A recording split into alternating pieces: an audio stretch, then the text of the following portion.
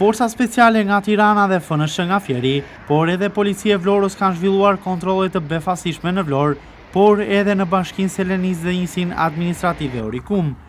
Masa të shtuara në Vlorë përgjatë mbrëmjes të së premtes në disa zona të qarkut, përfshirë qytetin, Selenicën dhe Orikumin.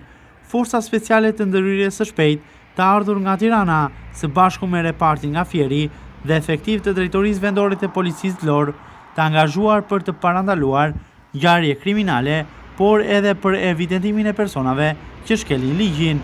Operacioni është zhvilluar në kuadër të masave për parandalimin dhe rritjen e parametrave të sigurisë, duke pasur në fokus personat me precedent të mëparshëm penal dhe rrezikshmëri të lartë shoqërore, si dhe individ që qarkullojnë me armë pa leje. Burimet nga policia konfirmojnë se aksionet janë zhvilluar mbi bazën e informacioneve mbi persona me rrezikshmëri të lartë që fshihen në zona të caktuara, por edhe për automjete, ku në brendësi të tyre individ lëvizin me armë zjarri dhe sende të kontralishme. Si pjesë e aksionit të ushtruar nga FNSH, janë kontrolluar 10 automjete në rrugët e qytetit të Vlorës, në njësinë administrative Orikum dhe bashkinë Selenicë. Fokusi i kontrolleve, evidentimi i personave në kërkim që prej muajsh i kanë shpëtuar ligjit.